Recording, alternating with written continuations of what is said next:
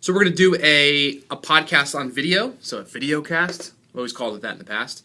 And it's going to be a little hypocritical of me and a little ironic that I'm going to be talking about focus and having the ability to sustain focus and just really training the brain to do that a lot so you can really be like have most of your brain recruited to what you're doing. I'm going to be, while I'm talking about that, I'm going to be working on iPads because I have to get this stuff done. And I think that also goes to show like a point that we'll make too, which is that in our lives as productive people, kind of stinks because not all the time can we be exclusively focused on things at one time, where we could have all of our brain recruited for one thing and give most of our ability as a result to that thing. So that's the topic of the talk. I'm going to just turn this on and drill like a side, like do some grinding real quick.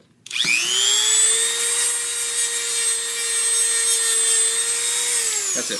So the topic is we want to talk about sustaining attention. I've spent a lot of time meditating. Now it's about an hour or so a day that I spend in like deep states of meditation. And one of the things that I've been particularly fascinated by and continue to research about meditation, around meditation, is what the neurological integration, as far as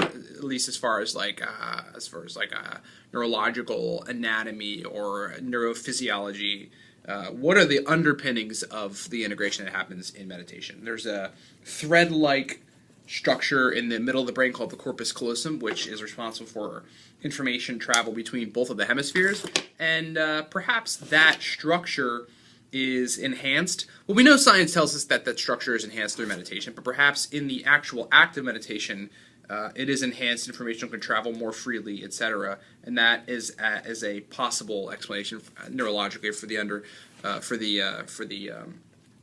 the act of integration happening in the brain. I got to grab something real quick.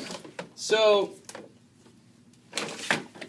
that's fascinated me since day one of meditation, and it's really helped me to get a grasp on what I want to do in the world, and it's made me helped me to zero in on how to do that, and then kept me very persistently engaged in doing it every day, in the face of the kind of resistance that everybody gets when they try to build something, which is pretty much everyday resistance from everybody and every structure that's currently in place on the planet, right? You just get resistance. It's like you like lose 99 games and then you win like a half a game. And then you have to be ready to show up to game 101 like, all right, let's do this. Everybody ready? You're going to win? Let's do this.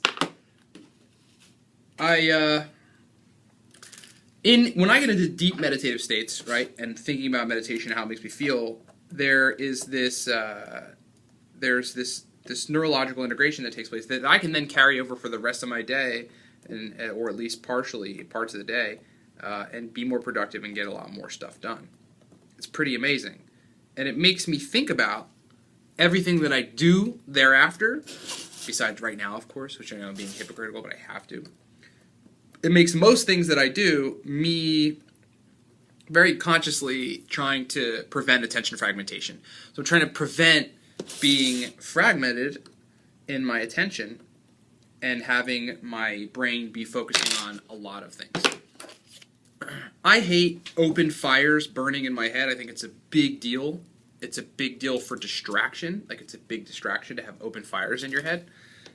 And I think that it's a lot harder for me to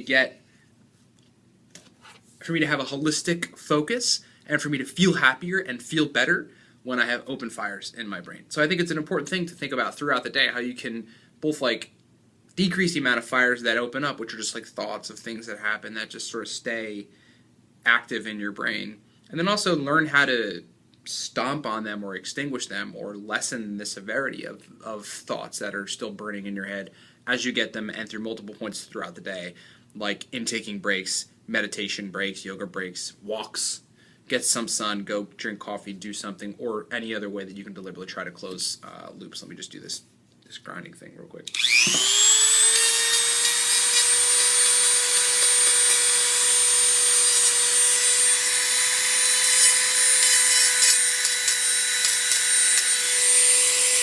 I think let's talk about the realm of happiness. And how attention fragmentation can get in the way of being happy. It's important to think about. Think about that for a second.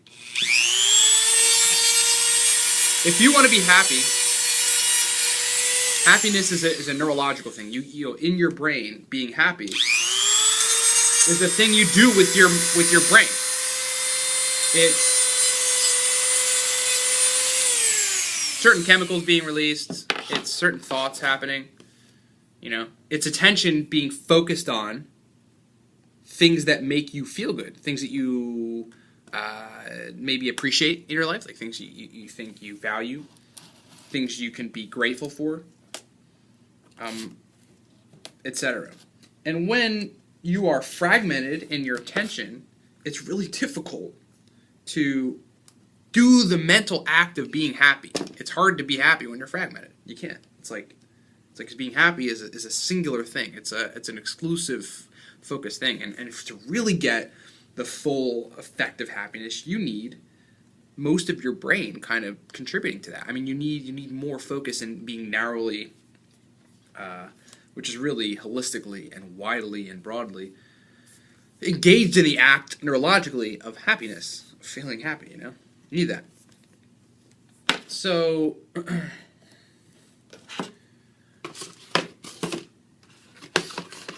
I guess the next useful thing to say would be, you know, how do you move toward trying to be happy?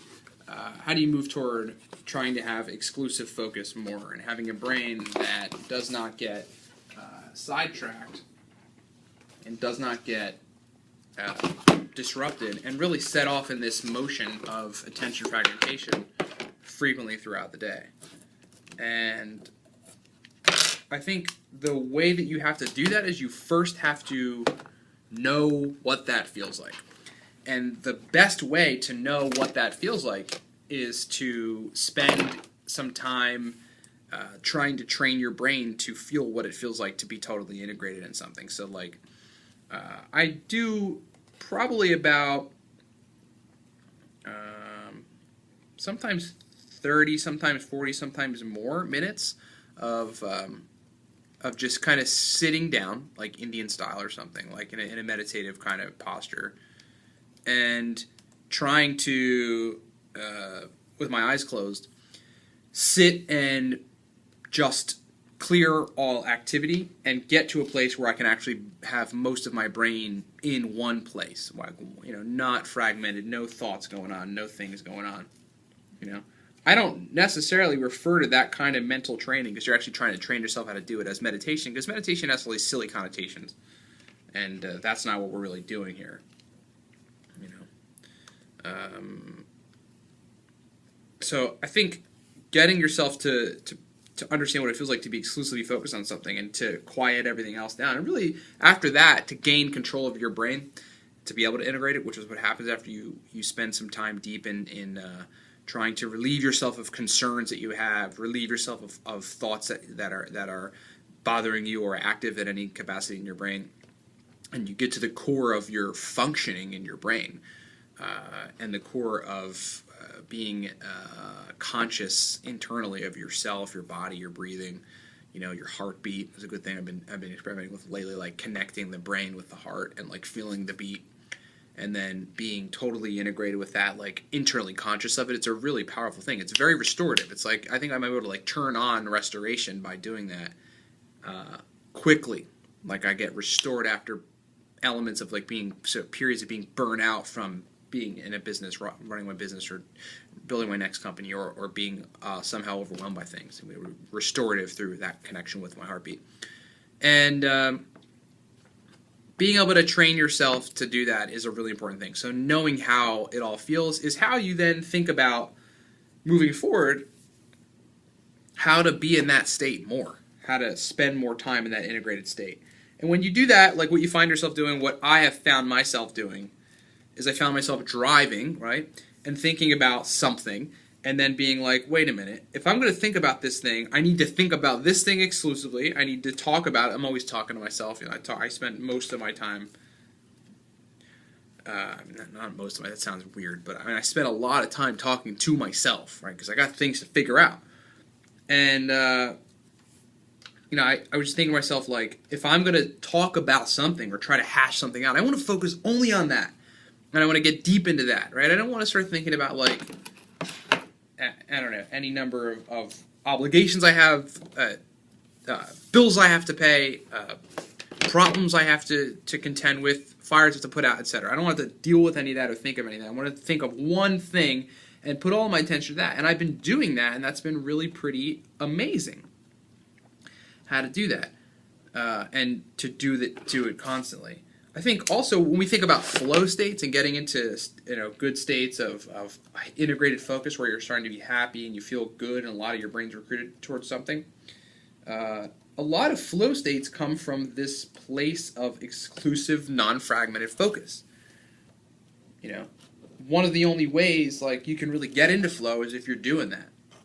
You may be semi-multitasking in what you're doing. You may be having to think different thoughts and maybe be moving in a versatile way with your hands or with your brain or around a certain subject, but it's generally one thing. You're generally in flow on one thing, not many, not in an ambiguous attention divided state.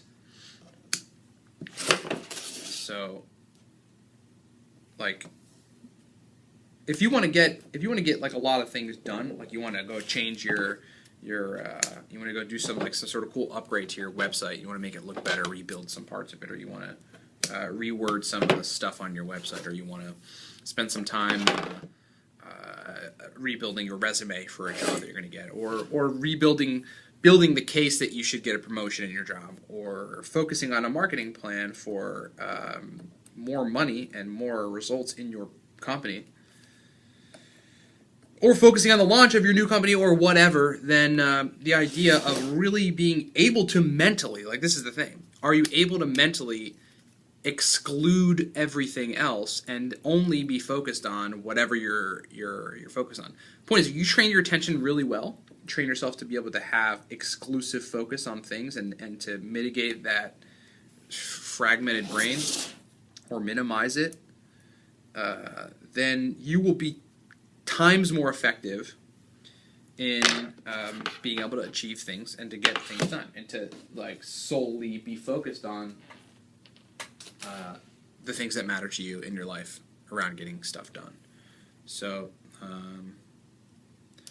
I think there's a lot more to talk about around attention fragmentation, stopping it, and then this exclusive focus part. I'm really interested in the neurological underpinnings of that, whether it's corpus callosum enhancement, which again is those threads between your hemispheres that pass information back and forth, or it's some otherwise neurological integration. What you are doing is recruiting a lot of your brain to work on one thing, and there is a neurological integration at many capacities, and the underpinnings of which are important to me, and I'll be trying to learn those continually and reporting on them as I figure them out. I have a lot of progress in that area documented and written about on StartupCell in podcasts and in the written word and elsewhere, and there'll be plenty more to come on that. So if I could end with anything, I would say, please, I know this looks ridiculous because I am talking about attention fragmentation while I'm having to work on things. But, okay, so let's just touch on that quick. I own a company, right? It's Saturday. My technical team is not working on Saturday. One of them is on vacation, and the others don't generally work on Saturdays. And we have a lot of stuff to get done, 100 or so of these iPads to work on. And we have deadlines, and so I need to step up and work on these things as not only owner of the company, but I also have to be a worker in the company at many capacities all the time, right? That's okay. And but that requires that if I'm going to do this podcast right now and talk about this stuff, which I think is important, that I have to kind of be multitasking in the moment and not paying all my attention on one thing or the other. I am able to at least exclusively pretty much focus on these iPads, while just talking and doing a podcast, which is why the camera's just set up there and I'm really just talking, and this is cool. But it just goes to show that I guess the point that I'm trying to make there is, yeah, you're gonna have to fragment your attention a lot of the time, but if you can, when you have the opportunity to exclusively focus on something, if you can really narrow your focus in on that thing, do the best you can to train your brain to be able to go into that exclusive level of focus and know how important that is and how good it feels and how good it can make you feel, like how happy you can be, how productive you can be, how much in flow you can be, and how facilitative of the reaching of your outcomes you can be by understanding how to really get your brain zoned into one thing, then that'll be super beneficial. And that if you are, if you do have a lot going on, and just an understanding that, yeah, there is going to be a lot of demand on you if you're a productive person and you're trying to get stuff done, and you will have to multitask in your life and in your endeavors, and that's okay. But minimize it as much as possible. Try to prevent it as much as possible. And the times you can focus exclusively on things, do so. Thanks for watching. Hope that makes sense. We're going to do more video, podcasts, because I think it's great. I think video is a major part in addition to doing podcasts or just writing blog posts, to any versatile blogger's arsenal, and to any content on the web, especially if it's content that you want to be honest. And you want I want everybody who reads this to just know this is who I am. Hey, what's up? I'm Ryan. And so that that I'm not some huckster on some website talking about brain science and performance for productive people and entrepreneurs, because I want to make me money. But I am going to launch products because I'm an entrepreneur. That's what we do. You get it. Thanks for watching. We'll do more soon. Peace.